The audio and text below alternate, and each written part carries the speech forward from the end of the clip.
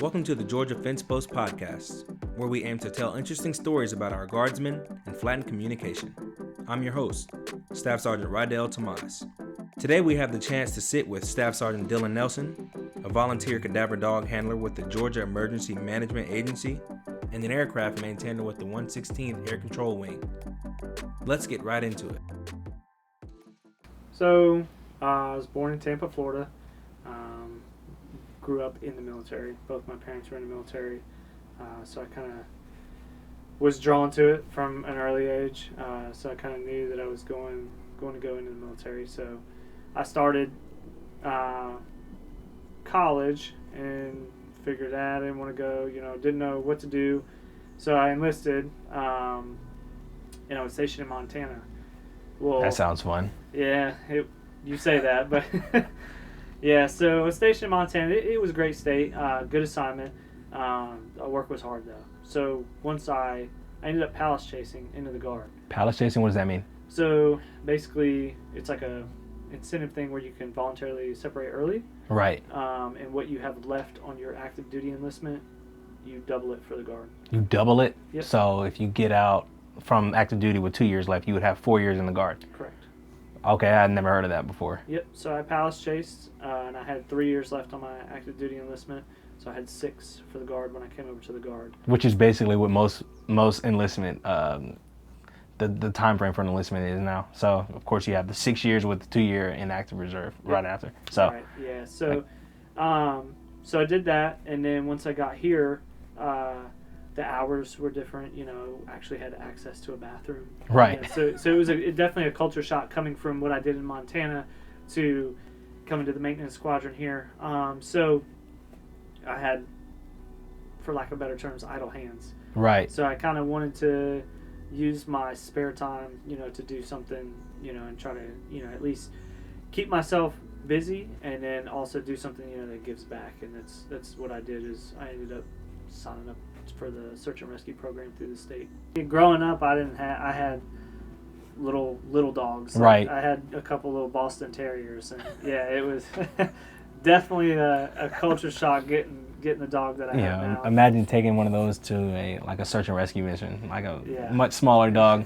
But all right, so you get to the program, and you decide to go canine, like the canine route. So can you tell me a little bit more about it? Yeah, so a lot of work. More work than what I was anticipating.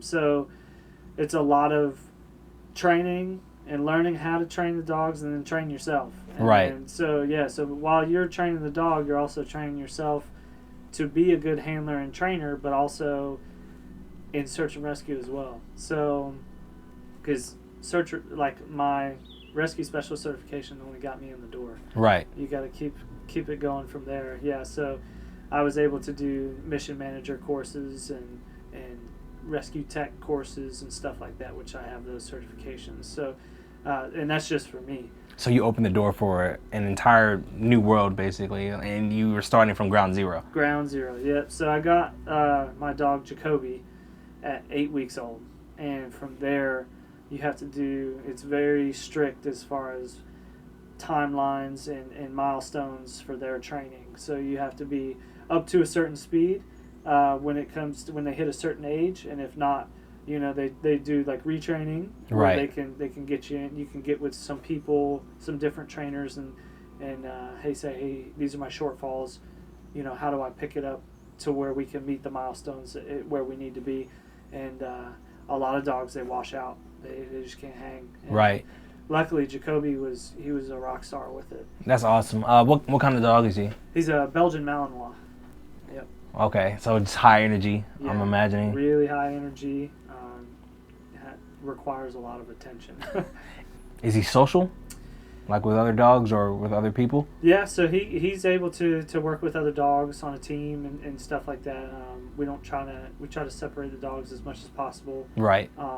We try to train our dogs to have that mentality of they're the man. They're the the rock star, as you just said. They're the pro athlete. Yeah. So when they get around other A-type mentality dogs, it sometimes doesn't go well. So we try to mitigate that. Okay. Yeah, mitigate that in a way. So he's not the most social dog. Right. Just because he's really driven as far as what he does, but as far as having a team out in the field, he'll eat it up. Right, but is he affectionate towards you? Yes. Oh, yeah. I can imagine.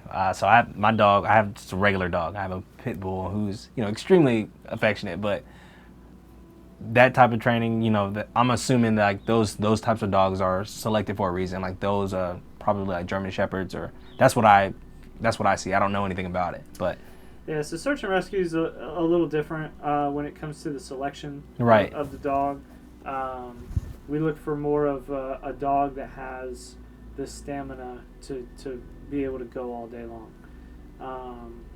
Our dogs are not bite dogs. They're not fighting people, so we don't look for size or strength or anything like that. We just look for a dog that's got the drive and the attention to be able to focus on a job for hours on it.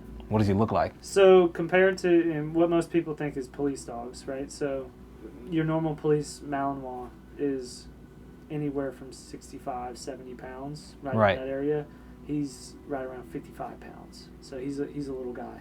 So with that, like some of the missions that you do, could you explain like what exactly is your mission set, or you and Jakoby's mission set? Jakoby is nationally certified through 2 different agencies for cadaver detection. So what we do is we're in the recovery side of search and rescue. Okay. So basically when all the rescue efforts have been exhausted and there's still people that are missing, that's when we go in and we'll stay there until everybody's found. Sounds like a tedious job. Yeah.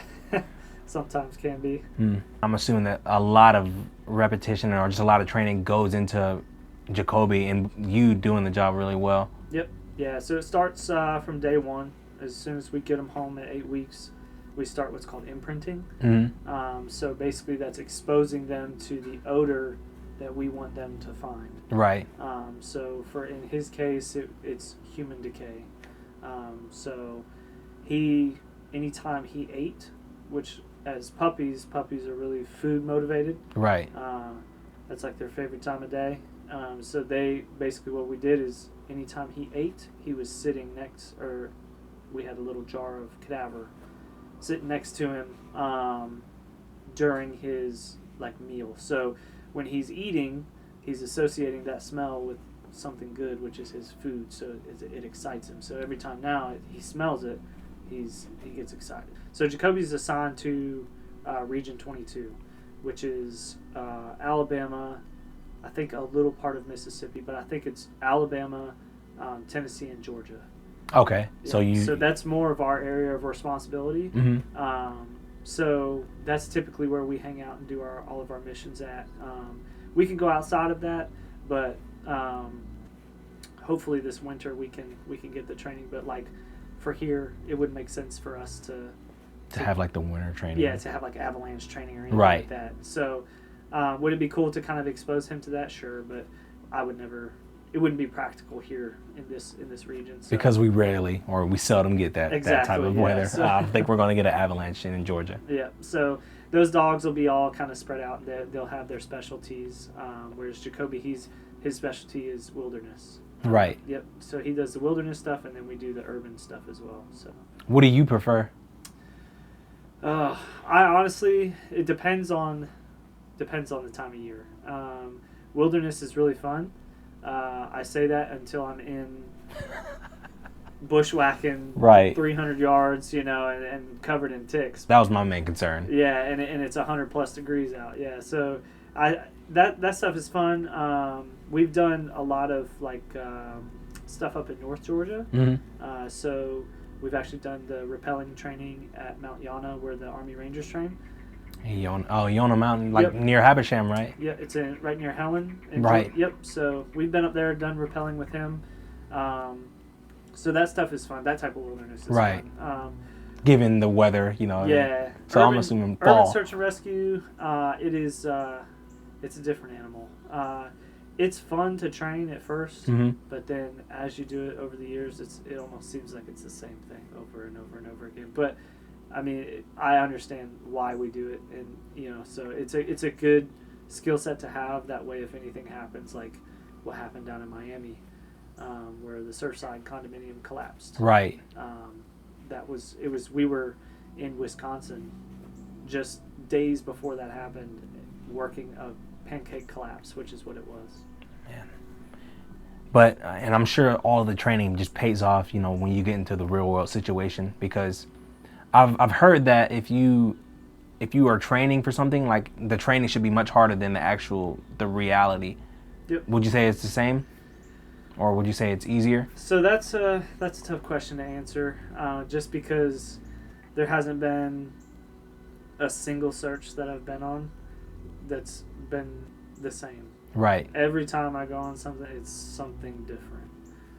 We get anatomical donations. So like Anatomical donations. Yeah, so body parts. Okay. Yeah, so for the dogs, we can't use anything fake.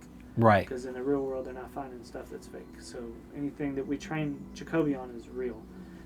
So it's anywhere from pieces of limbs or bones to I go to a nurse and she'll draw my blood, and then we just put the blood in a little safe containers, and he'll hit on the blood.